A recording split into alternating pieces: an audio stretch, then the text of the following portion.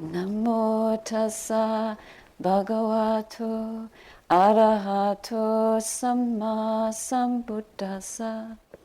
Namo tassa bhagavato arahato samma sambuddhassa. Namo tassa bhagavato arahato samma sambuddhassa.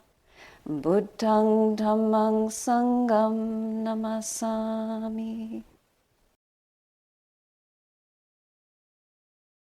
Mental training is chitta bhavana, cultivation to develop awareness, to develop the mind. And the very first thing when we sit down is we see the difference between the mind and the material aspect, the body. Sometimes the mind appears to be wild, but when we study the mind, we begin to understand the process. This is called nama. Nama is the mental process. It's not a person, it's not me, it's not mine. It's just mental process. Thoughts, memories, objects appearing at the sense doors and then coming into contact with consciousness, the mind knows them. And this is what we see as we sit. So we're cultivating this awareness of the mind, seeing the mind, knowing the mind. And as soon as we see the mind as different, the body doesn't know the mind, but the mind knows the body. And the mind knows the body as the objects at the sense doors arise. This is a very important insight. It's the very first glimpse that we have of anatta, or of the emptiness in these processes, mental process, physical process. So the mind is not some solid entity that is myself. And we see that as soon as we begin to study ourselves in conventional language. But we study what we think is ourself, and then we begin to see there's mental process, the mind knowing objects as they arise in consciousness, and there is physical process. That is the physicality of our experience. Sensations, sounds, sights, smells, tastes, touch sensations. And then there are the thoughts in the mind. The thoughts arising in consciousness, subject to our experience at the 5 sense doors, and also consciousness knowing itself.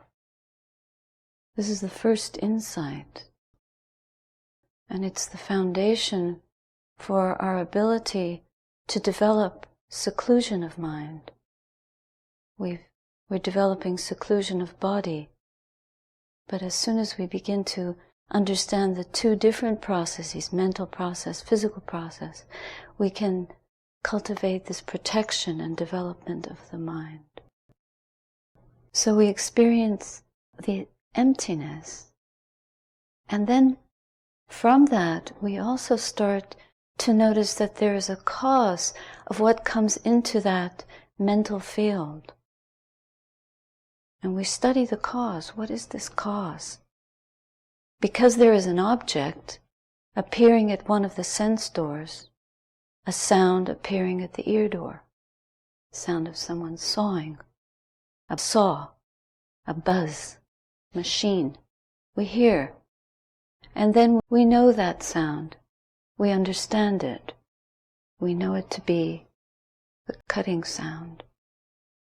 A smell in the room, Some odor comes into consciousness through the nose, and consciousness knows it. So we see the cause of these things that appear in our mental field. This is the point at which we begin, or can begin, to understand the three characteristics of experience, the three ultimate characteristics. These are not the things that people notice about objects in consciousness or notice about experience until we actually sit down to do this cultivation. We may not notice impermanence. We may not notice the unsatisfactory nature of our experiences. We may not notice the emptiness of self in this experience. Where in this mental field do we see a solid entity? All we see is a flood of objects or phenomena appearing. The experience of the sense realm appearing in consciousness as different kinds of phenomena.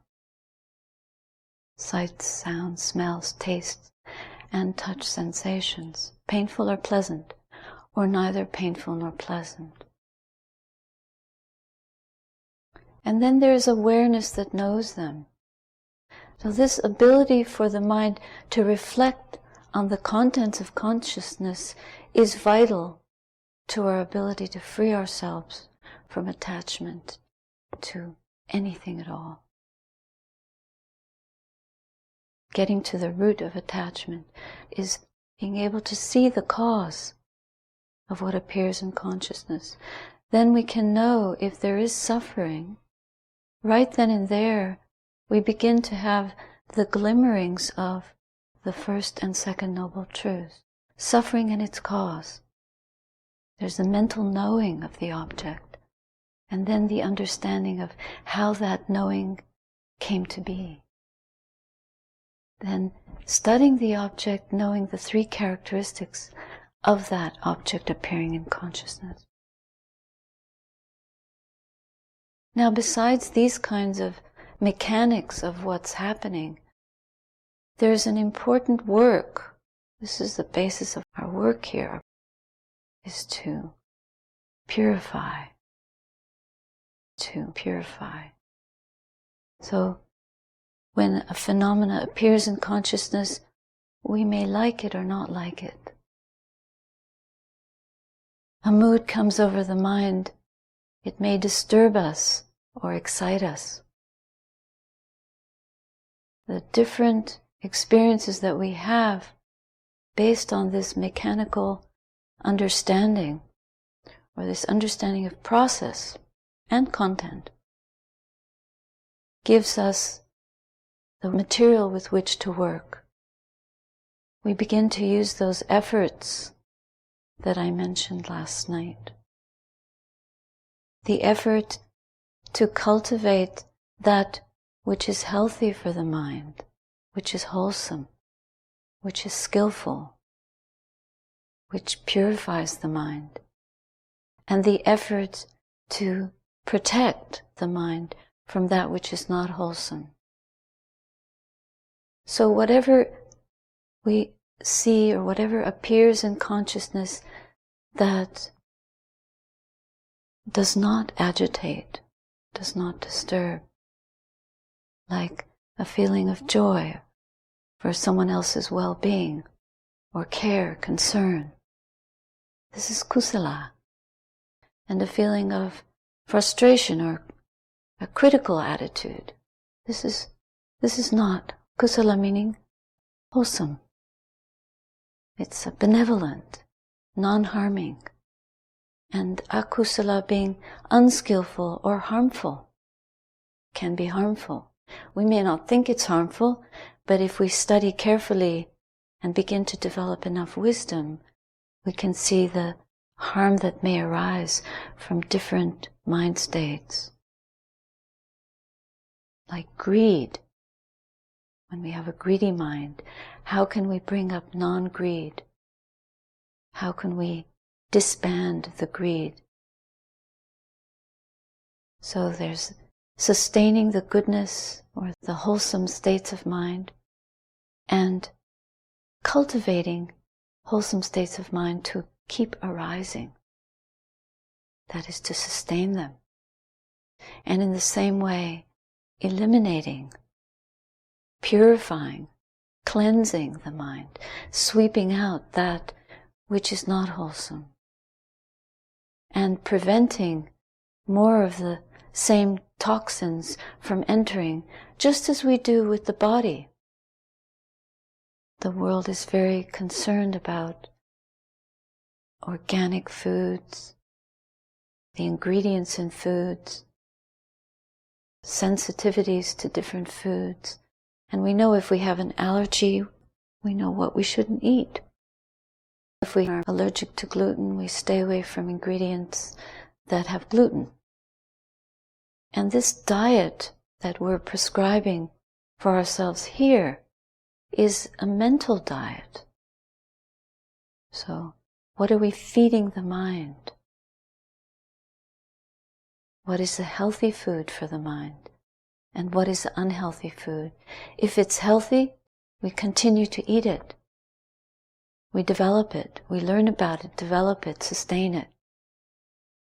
And if it's unhealthy, unwholesome, harmful, then we keep a distance from it.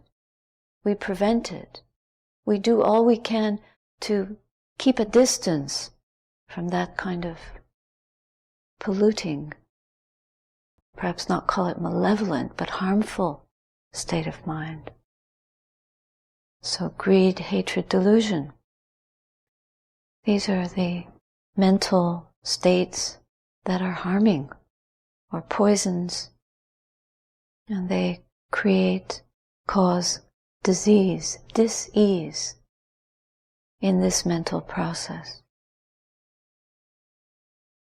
So it's not enough to sit and watch without any judgment at all. But the kind of judgment that we're doing with our mental state it's not an opinion, but it's a wise onlooking that sees what is helpful, what is harmless, what is non-greed, what is non-hatred, what is non-delusion. We sustain that and develop it. And the harmful effects, the harmful causes, we don't allow them. We try to prevent them. We steer clear of them. Just like a ship in a rough sea. To get through a storm, we look for the place of least resistance, where the current is friendly, where it will support our boat to stay afloat rather than tip it over. We unfurl our sails and hunker down through the storm to get through the rapids, and then we steer clear of those kinds of places. And this is where interior Vinaya, like precepts of the mind, develop. Not taking part in aggressive energy, not killing the goodness within us, not finding our happiness on the limbs of other people's pain, and so forth. Abiding in peaceful, benevolent, pure and moral states of mind through our right intentions. So we may be silent, but we must still listen to what kind of currents are going on, what kind of commentary is passing through, and turn away from that which does not support this purification. Just turning away from it, stopping it, displacing it with calm, with serenity, and with mindfulness, ever watchful. Some guests are not allowed in, and we start to know. We can even suss out the terrorist, but that takes a very astute level of mindfulness, and it takes a lot of energy. Sometimes we have to remove the spider that will bite us and put it far away where it cannot return. And if it returns, we keep doing that again and again. We have a memory of something someone said and we're angry. 10 years later, we're still angry. This is harming the mind. That person might be dead and we're still angry. But we don't have to be angry. As long as we know the anger for what it is, by seeing the state of the mind, seeing the cause of the anger, and removing it, causes our grasping, our holding it, our ignorance, not understanding. Not understanding the nature of the anger is just a thought, habitual, sticky, and we identify with it. And it just brings pain and poison. As soon as we recognize it, we turn the mind towards the moment, the present moment, fresh, clear, pure. There's no anger in the present moment, except what the habitual mind brings to it.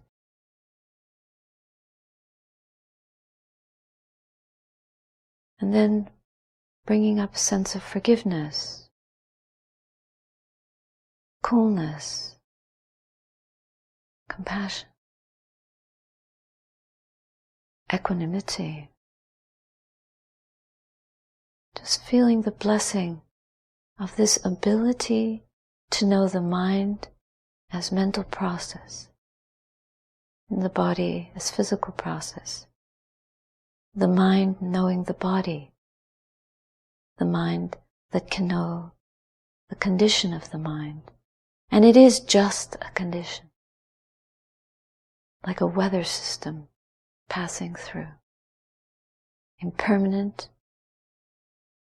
unsatisfactory, and empty of any solid me. There's no one there.